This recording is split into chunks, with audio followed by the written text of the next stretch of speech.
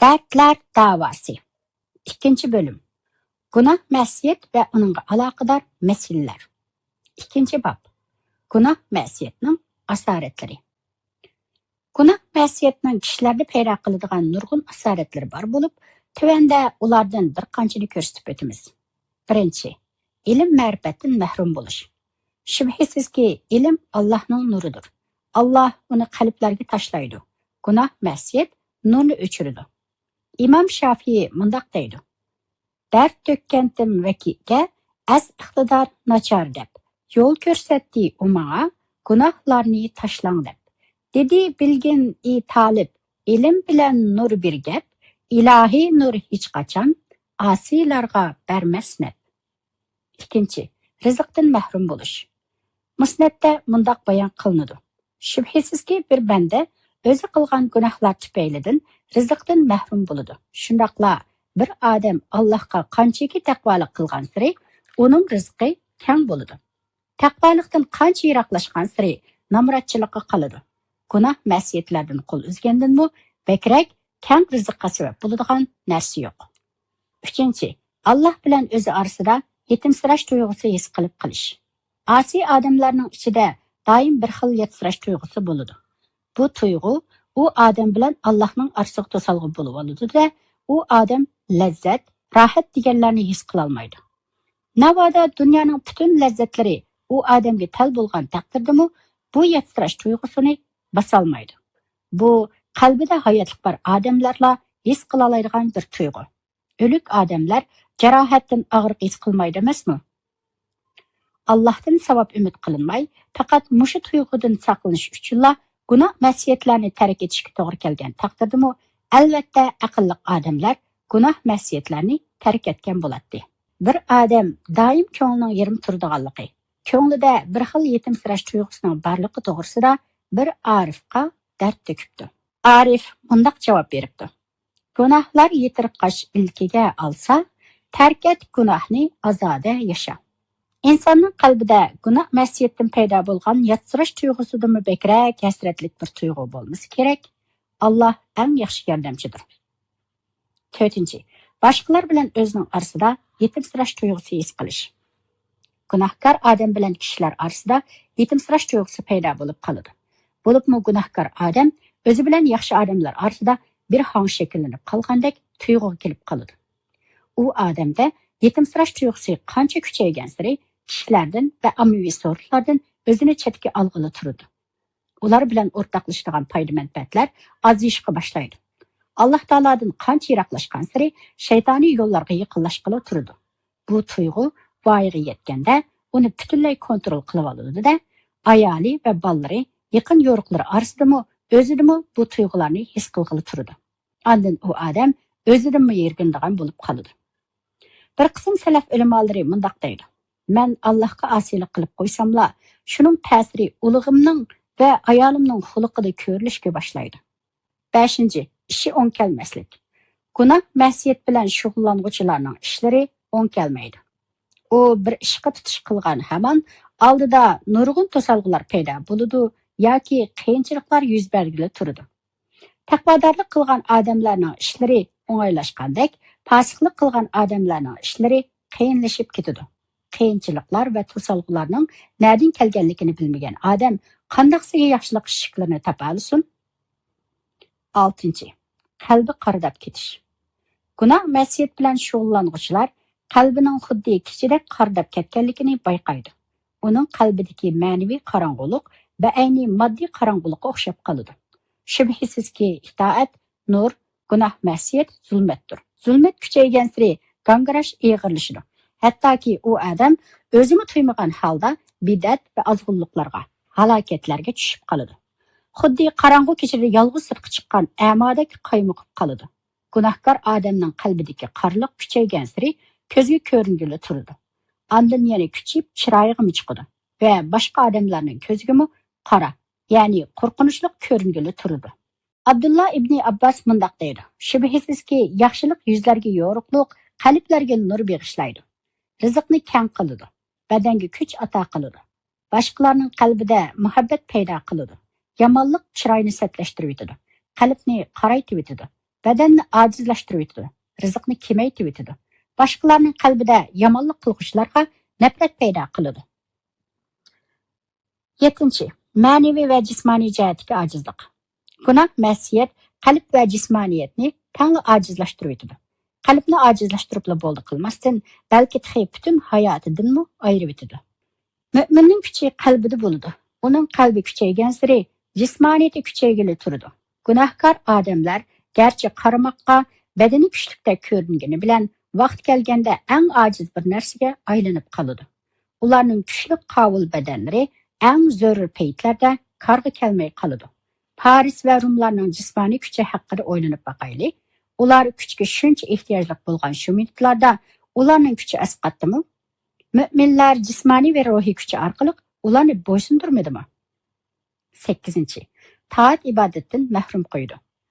Gunoh, ma'siyat bilan shug'ullanuvchilar jazoga uchramay qolgan taqdirdami, uning o'rniga taat ibodatdan mahrum bo'ladi.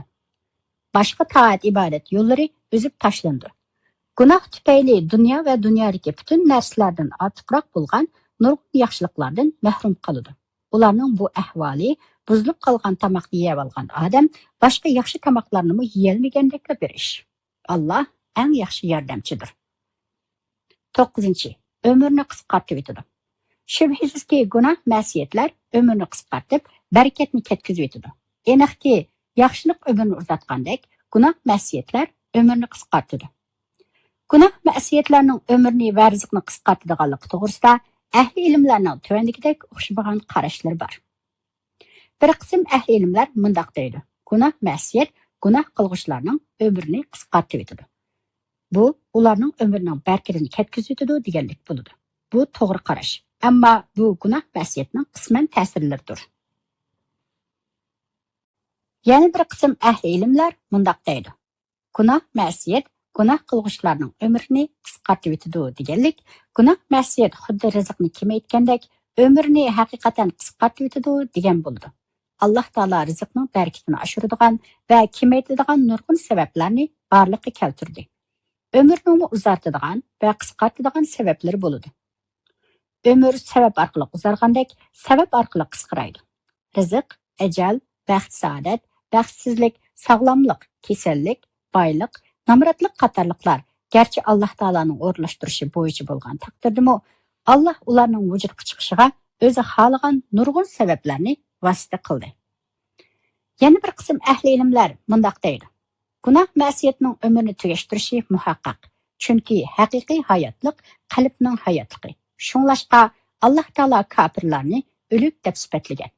Ular bu qarashlarga bunu oyatni dalil qiladi. Ular tirik emas, o'likdir.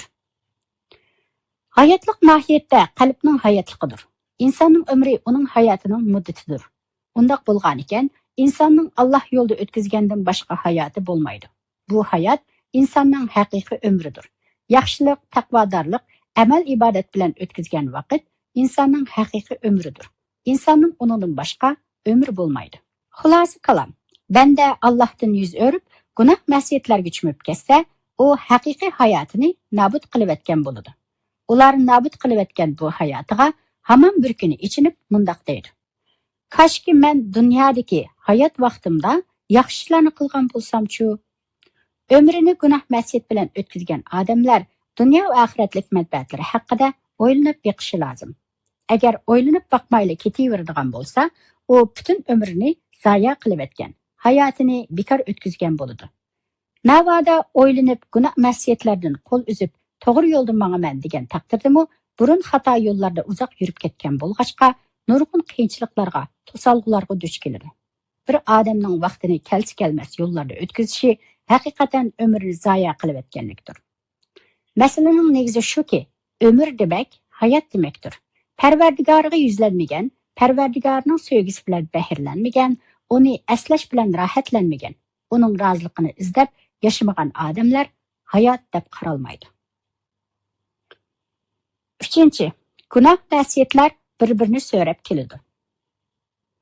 Gunoh, ma'siyatlar bir-birini so'rab keladi. Gunoh yana bir gunohni tug'di. Shunday qilib gunohkor gunohdan ayrilolmas, putini tortolmas holatga tushib qoladi. Bir qism salaf ulamolari mundoq deydi: Yomonlikning jazosi uningga ergishib kelgan yomonlikdir. Yaxshilikning mukofoti uningga ergishib kelgan yaxshilikdir. Birov yaxshi amal qilsa, shu yaxshi amalning atrofidagi yaxshiliklarmi "Ey odam, menimi qilmamsan" degili turadi. Shuning bilan yaxshilik qilguvchi yaxshiliklarda uzluksiz davomlashib ketadi-da, uning yaxshiliklari ko'paydi. Qatma-qat foydaga erishadi. Yomonliklarmi yaxshiliklarga o'xshashla bir-birini so'rab keladi. Bir yomonlik yana bir yomonlikni tug'di. Hattoki yaxshiliklar yoki gunoh ma'siyatlar bir badanning vujudi bilan zich birlashib, uning ayrilmas bir sifatiga aylanib ketadi. Navodi yaxshilik qilguvchilar yaxshilikdan ayrilib qolsa, ichi siqilib, shuncha keng dunyo tar ko'rinishga boshlaydi. O'zini go'yo suvdan ayrilgan, suvga qaytgandila rohat tepib, ko'ngli aromiga tushib, xursandlik his qila oladigan biliq o'xshab qolgandek his qildi.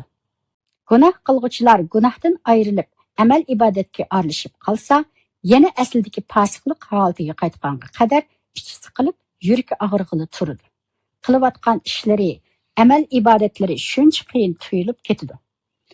Nurg'ulg'an fosiqlar gunoh ma'siyatlardan huzur his qilmagan, qilayotgan vaqtda ichida kuchlik intilish bo'lmagan taqdirdami, gunoh ma'siyatdan ayrilib qolgandagi yoki gunoh ma'siyatlarni qilish imkoniyati bo'lmay qolgandagi bearamlik tuyg'usidan qutulish uchun shu gunohlarni davomlashtirdi.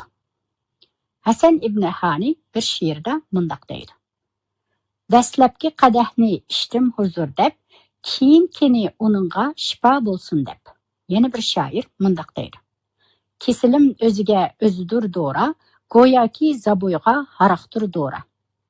Birov taat ibodat yo'lida izchil terishib, oxirida taat ibodatga ko'nib qoladi va uni yaxshi ko'rib, o'ziga odatga aylantirib oladi.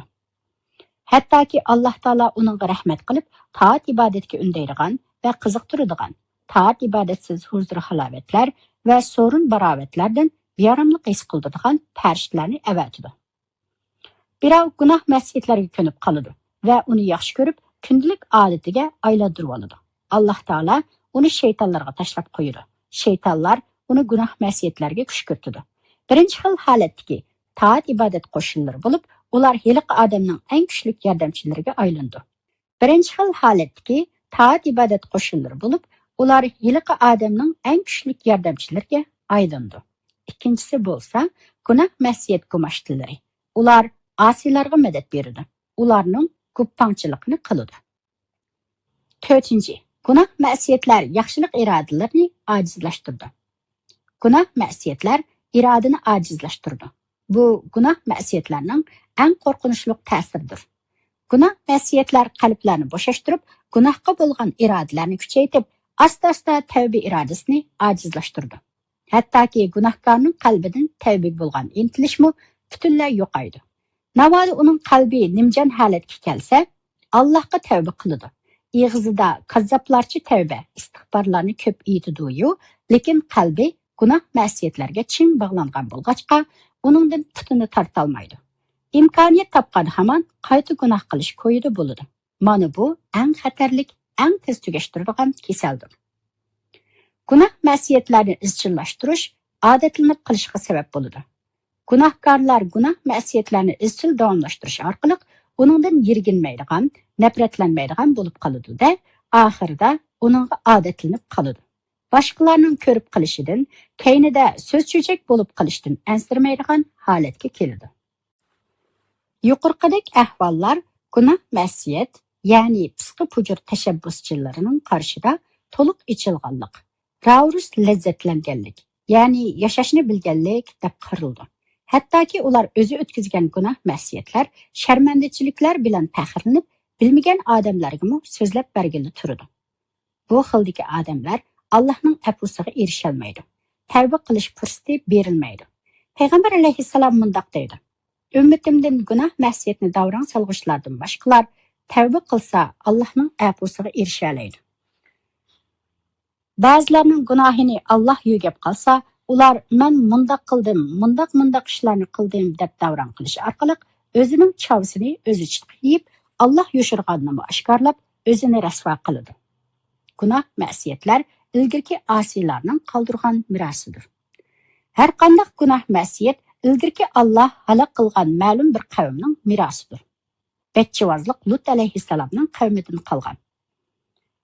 Jim tarazida egiz pas qilish, ya'ni jazonixo'rlik Shoyib aleyhisselamның qavmidan qalgan. Yer yuzida buzuqchilik qilish va o'zini cho'ngchoqlash Fir'avn va uning yalaqchilaridan qalgan. Takabburlik va zo'migarlik Hud aleyhisselamның qavmidan qalgan. Demak, har qanday asi gunohkorlar Allohning o'tmishda halok qilingan dushmanlar siyoqidagi odamlardir. Malik ibn Dinar mundaq deydi. Alloh taolo Bani Isroil payg'ambarlarining biriga mundaq vahiy qildi. Qavminga ayt, ular dushmanlarim kechgan kechiklarni kechmasin. Dushmanlarim siyoqi bo'lib olmasin. Dushmanlarim yurgan yo'llarda yurmasin. Dushmanlarimning dasturxonlarida g'izolanmasin. Navoda ular shunday qilsa, mening dushmanlarimga aylanib qoladi. Abdullah ibn Umar payg'ambar alayhissalomning mundaq deganligini rivoyat qiladi. Men qiyomatdan burun hech qanday shirki bo'lmagan yagona Allohga ibodat qilinganiga qadar qilich bilan avatildim. Mening rizqim nayzamning soyasida qilindi. Xorliq va pichaklik man xiloflik qilganlarga qilindi. Kimki bir qavmga o'xshab olsa, u shularning qatoridan hisoblandi. 5. Gunoh ma'siyat bilan shug'ullanuvchilar Alloh oldida xarzabundir.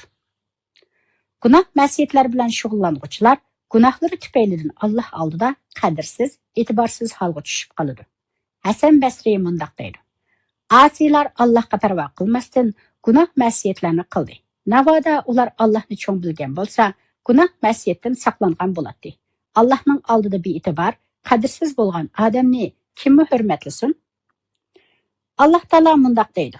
Allohning xorlishiga uchragan odamga hurmatlovchi chiqmaydi. Allohning oldida e'tiborsiz, qadrsiz odamlar qaramoqqa boshqalar tarafidan hurmatlangandek, kishilarning madhiyasiga sazovor bo'lganda qilgan bilan, amaliyotda boshqalar uningga hojatman bo'lib qolg'achqa yoki uning askilikidan qo'rqib, shunda hurmatlagan qiyofatga kirib oladi. Ular ko'nglida uni yoqtirmaydi, o'ch ko'radi, past ko'radi. Gunoh ma'siyatlar gunohkorlarga kichik tuyulib qoladi. Birov gunoh ma'siyatlarni davomlashtirgan sari gunohni ig'ir bilmaydigan, ko'nglida uni kichik hisoblaydigan bo'lib qoladi. Mana bu u odamning halokatga yuz tutganligining iborasidir. Shubhisizki, gunoh ma'siyat bir odamning ko'ziga qanchaki kichik ko'ringan sari, u gunoh Allohning nazarida shuncha ig'irlashib ketadi. Ibn Mas'ud radhiyallohu anhu mundaq rivoyat qildi. Shubhisizki, mu'min gunohga xuddi tog' tuyida o'ltirib ustiga tog' domlashdan qo'rqqan odamdek qaraydi. Fasiq gunohlarni burnining uchiga qo'nib olgan, qo'rivatsa uchib ketadigan chivindek ko'radi. 6. Gunoh ma'siyatlarning falokati. Gunoh ma'siyat o'tkazuvchilar gunohning jazosini o'zini tortib qolmasdan, uning falokati, vaboli gunoh o'tkazmagan boshqalarga yetadi. Abu Hurayra radhiyallohu anhu mundaq deydi. Shubhisizki, yavu o'rdaklarmi zolimlarning shumliqidan uvsida o'lib ketadi. Mujohid mundaq deydi. Shubhisizki, mol chorvalar osiy insonlarga la'nat qiladi. Navoda qurg'oqchilik yuz berib, yomg'ir yog'may qolsa, ular bu ofatlar insonlarning gunohlari tufaylidan bo'ldi deyishadi. Ikrama mundaq deydi. Zamindagi mol chorvalar, hasharotlar, hattoki qo'ng'iz va chayonlargacha biz insonlarning gunohi tufaylidan qurg'oqchilikqa duchor bo'ldik deyishadi. Gunohkorlar o'zini la'natga qolmasdan, ularning gunohi tufaylidan boshqa begunoh insonlarmi la'natga uchraydi. 7. Gunoh ma'siyatlar xorliqqa ilib boradi. Shaksizki, gunoh ma'siyatlar xorliqqa ilib boradi. Shon sharaf Allohga itoat qilish orqali vujudga chiqadi. Alloh taolo mundaq deydi. Kimki dunyoda sharaf izlaydigan, sharafning hammasi Allohga mansub. Uni Allohdan tilasin. Ya'ni shon sharafni Allohga itoat qilish orqali Allohdan so'rasin. Itoatsizlik qilib turib shon sharafga erishish mumkin emas. Bir qism salaf ulamolari mundaq duo qiladi. Ey Parvardigorim, meni o'zingga bo'lgan itoatim orqali aziz qilgin. Sana ma'siyat qilib qo'yish orqali xor qilma. Hasan Basri mundaq deydi. Navoda asiylar at xechirlarga binib, yiroq-yiroqlarga ketgan taqdirdami, gunoh ma'siyatning vaboli uni cho'qim topadi. Alloh taolo asiylarni xor qilmay qo'ymaydi. Abdullah ibn Muborak mundaq deydi. Ko'rdimki gunohlar o'ldirar dilni, gunohda ching turmoq xor qilar seni. Gunohni tark qilsang qalb yashnag'ay, yaxshisi yo'q degan gunohga qani.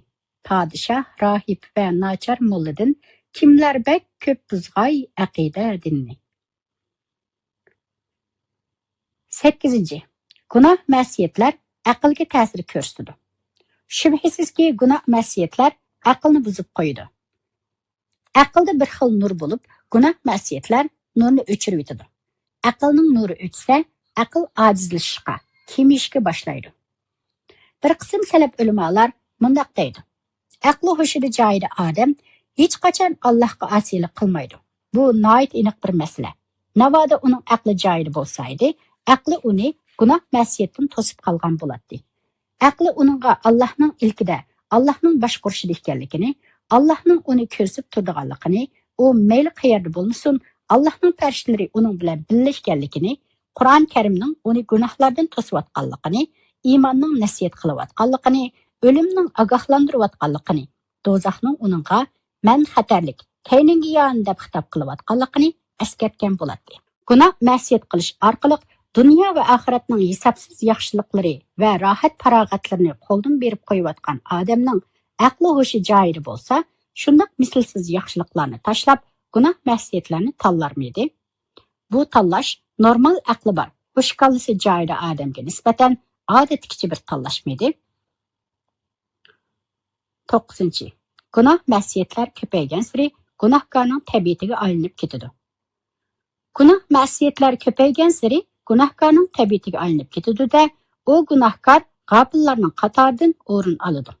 Bir qism salaf ulamolari Alloh taoloning hargiz undaq emas, balki ularning gunohlari tufaylidan dillar qariyib ketgan degan oyatidagi gunohlari degan so'zni qatma-qat gunoh qilish deb tushundirgan. Hasan mundaq deydi: qalbini qaraytadigan gunoh qalbi ko'r bo'lganga qadar qatma-qat qilingan gunohni ko'rsatadi. Ba'zi ulamolar mundaq deydi: gunoh ma'siyat ko'paygan sari gunohkorlarning qalbini chirmab oladi. Yuqorqi oyatda tilga ilingan dili qariyish gunoh ma'siyatlar tufaylidan dilning dodlashishini ko'rsatadi. Gunoh ma'siyatlar zo'raygan sari dod qorliqqa aylandi. Gunoh ma'siyatlar tixmi kuchib, qalblarning xarakteriga yoki qulub va muhriga aylanib ketadi.